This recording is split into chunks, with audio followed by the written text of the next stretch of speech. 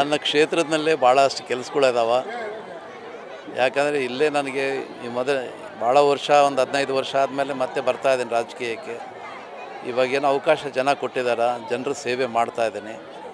ಮತ್ತು ಅದ್ರ ಮೇಲೆ ಪಕ್ಷ ಏನಾನ ಕೊಡುತ್ತಂದ್ರೆಗಿನ ಅದು ನಾನು ಸ್ವೀಕಾರ ಮಾಡಲಿಕ್ಕೆ ತಯಾರಿದ್ದೀನಿ. ಇವಾಗೇ ನನ್ನ ಕ್ಷೇತ್ರದ ಬಗ್ಗೆ ನಾನು ಮಾತಾಡಬೇಕಂದ್ರೆ ನನಗೆ ಸ್ಟ್ಯಾಂಡಿಂಗ್ ಕ್ರಾಪ್ಸ್ ಇದೆ. ಸದ್ಯಕ್ಕೆ ಕಬ್ಬು ಮತ್ತು ಬಾಳೆ ಎರಡೂ ಸೇರಿ 16,000 ಎಕರೆಯಿಂದ 18,000 ಎಕರೆ ಸ್ಟ್ಯಾಂಡಿಂಗ್ ಕ್ರಾಪ್ಸ್ ಇದೆ. ನಮಗೆ ಭತ್ತ ನಮ್ಮ ಕಡೆ ನಾವು ಹಾಕೋದೇ ಒಂದು 2,000 3,000 ಎಕರೆ ಅಷ್ಟೇ ಆಗಲಿ.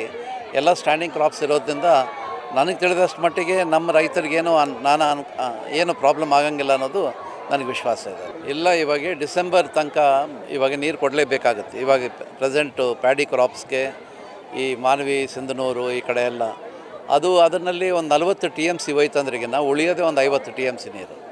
50 TMC ನೀರಿನಲ್ಲಿ ನನಗೆ ತಿಳಿದಷ್ಟು ಮಟ್ಟಿಗೆ ಯಾವುೂ ಆಗಂಗಿಲ್ಲ. ಈ ಮಳೆ ಕೂಡ ನಿಂತೋಗಿದೆ. ಹಾಗಾಗಿ ಸ್ವಲ್ಪ ಸಮಸ್ಯೆ ಆಗುತ್ತೆ. ಕುಡಿಯೋ ನೀರಿಗೆ ಒಂದು 10 TMC ರಿಸರ್ವ್ ಮಾಡಿದ್ರೆ ಇರೋದೇ 40 TMC.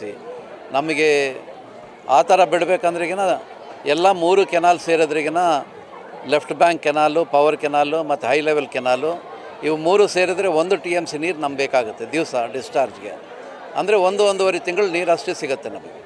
ಅದರಿಂದ ಯಾವ ಬೆಳೆ ಕೂಡ ಯಾವುದು ಸ್ಟ್ಯಾಂಡಿಂಗ್ ಕ್ರಾಪ್ಸ್ಗೆ ಯಾವೂ ಆಗಂಗಿಲ್ಲ.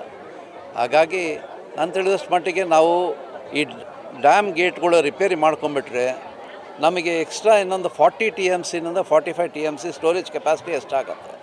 ಇವಾಗ ಏನಾಗಿದೆ, ಇವಾಗ 70 TMCಗೆ ಬಂದು ನಿಂತ್ಕೊಂಡಿದೆ.